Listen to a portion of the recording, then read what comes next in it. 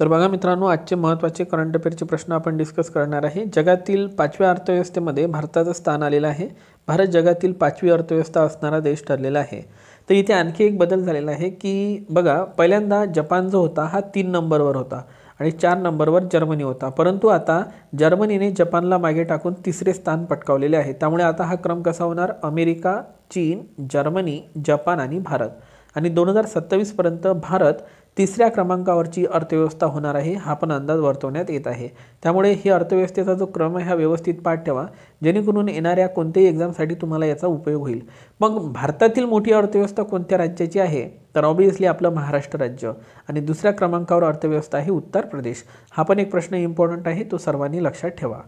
जगातील पहिली black tiger safari Odisha या राज्यामध्ये सुरू करण्यात आलेली आहे। आणि मग ओडिशाची राजधानी कोणती आहे? भुवनेश्वर। ओडिशाचे मुख्यमंत्री आहे नवीन पटनायक। आणि ओडिशामध्ये एक प्रसिद्ध कासव आहे, त्या कासवचं नाव आहे ओलिव्ह रिडले कासव। राष्ट्रीय उद्यान कोणकोणते आहेत इथे? तर राष्ट्रीय उद्यान आहे सिमलीपाल राष्ट्रीय उद्यान, भितरकनिका राष्ट्रीय उद्यान, हे आपल्याला ओडिशामध्येच बघायला मिळतात। त्याचप्रमाणे लक्षात घ्या, भारतातील सर्वात लांब धरण जे आहे हिराकुंड धरण, लक्षात घ्या हिराकुंड धरण हे आपल्याला कुठं बघायला मिळते? तर हे ओडिशामध्येच बघायला मिळते, जे की महानदीवर आहे। ओके, हिराकुंड धरण। त्याचप्रमाणे इथे आणखी एक खाऱ्या पाण्याचं सरोवर आहे, त्या खाऱ्या पाण्याच्या सरोवराचं नाव आहे चिल्का सरोवर। तर हा पण एक पॉईंट सर्वांनी इथे लक्षात घ्या। त्यानंतर आंतरजातीय व आंतरधर्मीय विवाह करणाऱ्यांना आश्रयस्थान देणारे ठिकाण महाराष्ट्रातील कोणते ठरलेले आहे?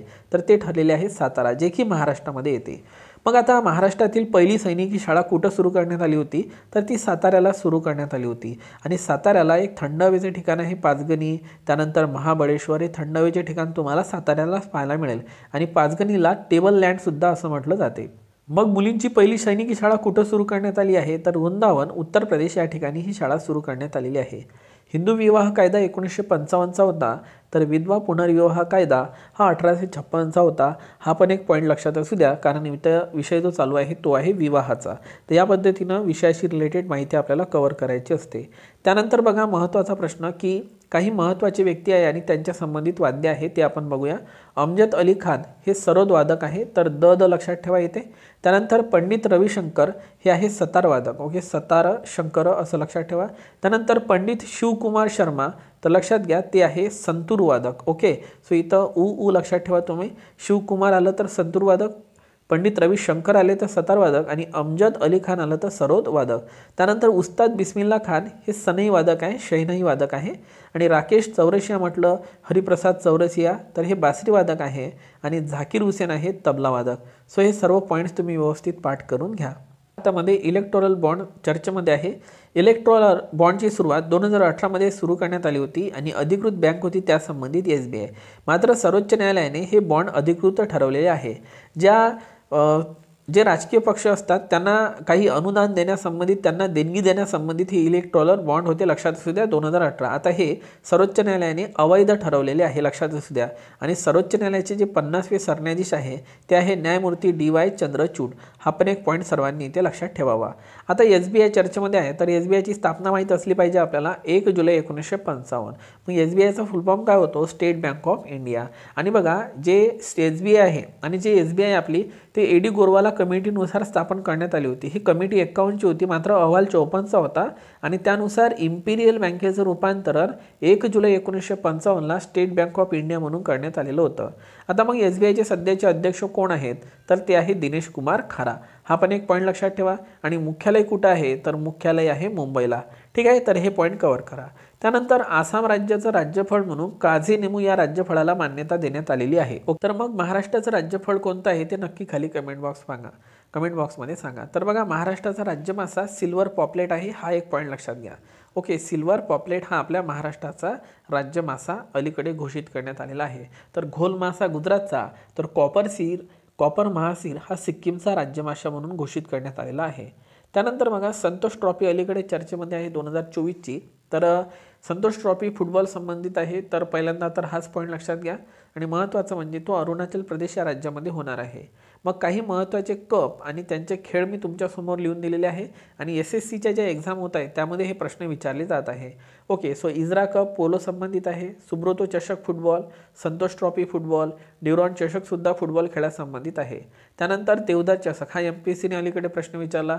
देवदार चषक क्रिकेट संबंधित आहे. त्यानंतर इराणी रणजी क्रिकेट, रणजी सामने हे क्रिकेट संबंधित आहे. थॉमस कप आणि उबेर कप म्हटलं तर बॅडमिंटन आहे. सुलतान अझलन शाह चषक आहे हॉकी संबंधित. त्यानंतर आगा खान कप अलीकडे विचारलेला आहे, हा हॉकी खेळासंबंधित आहे. तर डेव्हिड चषक आहे टेनिस आणि नेहरू ट्रॉफी आहे बोट संबंधित. ओके, एकदा व्यवस्थित हे करून घ्या किंवा याचा एक स्क्रीनशॉट काढून घ्या, तुम्हाला कामी पडेल. छत्रपती शिवाजी महाराज यांचा जन्म 19 फेब्रुवारी 1630ला शिवनेरी किल्ल्यावरती झालेला होता आणि त्यांचा राज्याभिषेक 6 जून 1974 रायगड या ठिकाणी करण्यात आलेला होता. पहिला जिंकलेला किल्ला होता त्यांचा तोरणा, ज्याचं नाव होतं प्रचंडगड. न जिंकता आलेला किल्ला होता जंजिरा, जो की रायगडमध्ये आहे आणि सध्या महाराष्ट्रामध्ये एकूण किल्ले 390 इतके आहे. महाराष्ट्राचे राज्यशास्त्र सुद्धा डिक्लेअर करण्यात आलेले आहे, तर ते झालेले आहे दांडपट्टा. ओके, लक्षात ठेवा.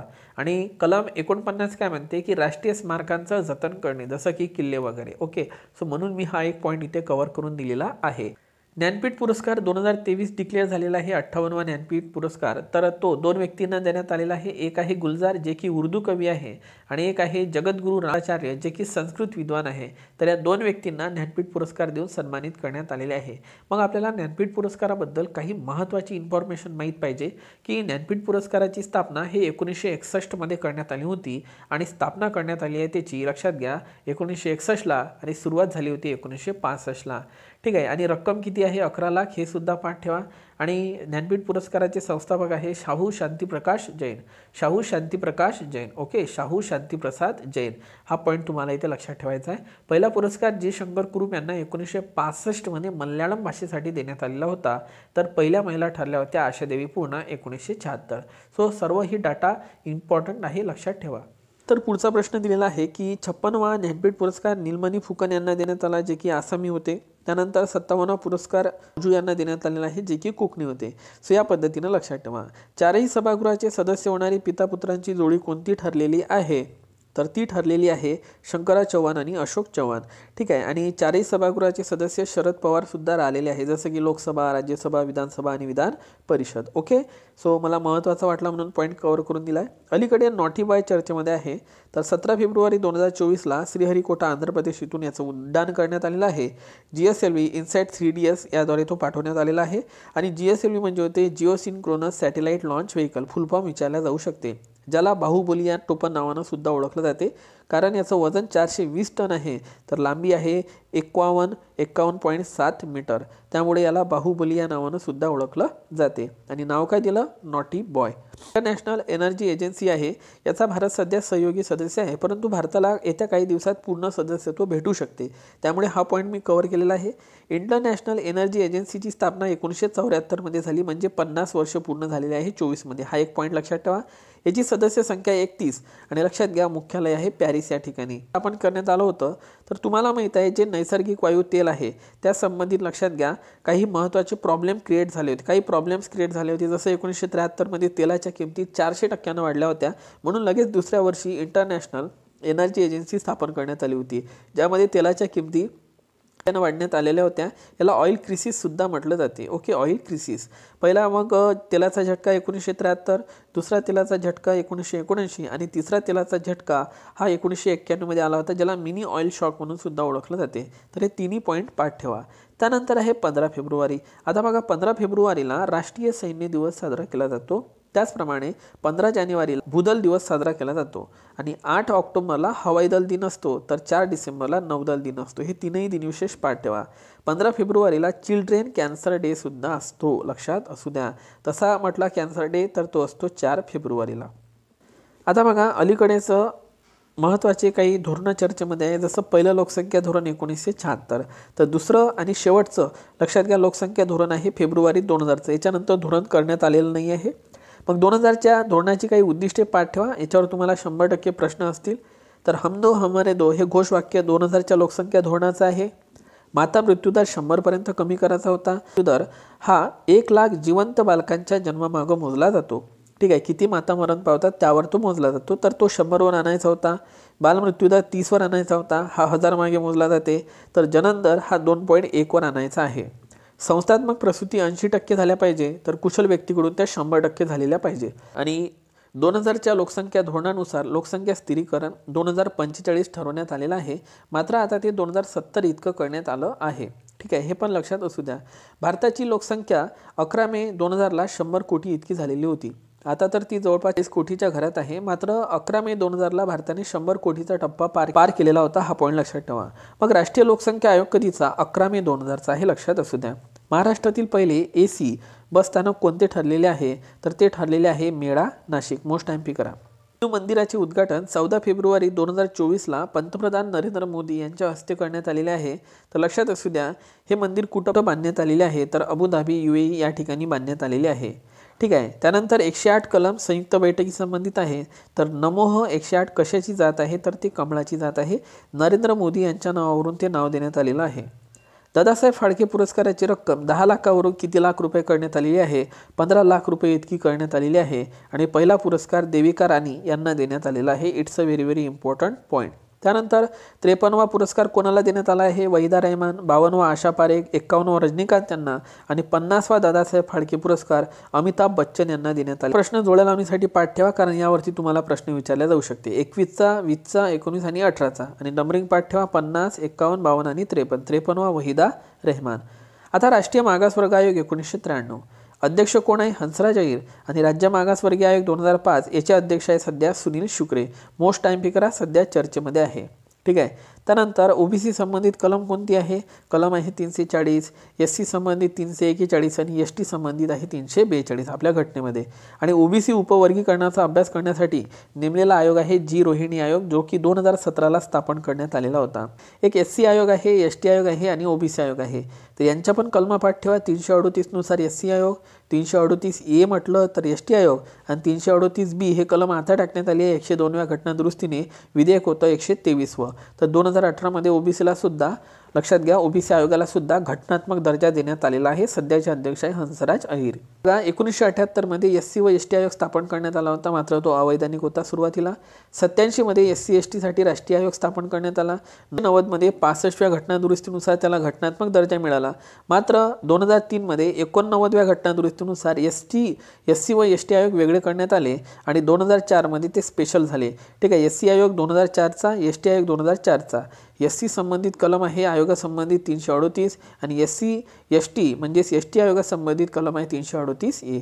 तर अशा पद्धतीनं हा डाटा कव्हर करत चला. वर्ड ऑफ द इयर 2023 लक्षात घ्या, ऑक्सफर्ड युनिव्हर्सिटीद्वारे ही करण्यात आलेला आहे. ऑक्सफर्ड डिक्शनरीद्वारे. लक्षात घ्या, ऑक्सफर्ड डिक्शनरीने कोणता शब्द घोषित केलेला आहे? रीज. लक्षात घ्या. आणि एक कोलिन्स नावाची डिक्शनरी आहे, कोलिन्स नावाची डिक्शनरी. त्या कोलिन्स नावाच्या डिक्शनरीने word of the year AI घोषित केलेला आहे. AI म्हणजे होते आर्टिफिशियल इंटेलिजन्स, जी की संगणकाचं 5th जनरेशन आहे. ठीक आहे. तर तुम्ही मला खाली कमेंट बॉक्समध्ये सांगा, केम्ब्रिज विद्यापीठानं वर्ड ऑफ द इयर कोणता डिक्लेअर केलेला आहे? केम्ब्रिज विद्यापीठाचं नक्की सांगा. आता बघा, 100वे अखिल भारतीय नाट्य संमेलन 2024 पुणे इथं भरणार आहे, कारण ते आधी सांगलीला होणार होतं. ठीक आहे. अध्यक्ष आहे जब्बार पटेल आणि स्वागताध्यक्ष आहे शरद पवार. आता 100वा आहे म्हणून लक्षात ठेवा. ठीक आहे. त्यानंतर शेवटचा आणि महत्त्वाचा प्रश्न बघा, ICFRE म्हणजे होते Indian council of forestry research and education. 1986ची ही संघटना आहे. भारतीय वनीकरण संशोधन व शिक्षण परिषद याचं मुख्यालय डेहराडून उत्तराखंडला आहे.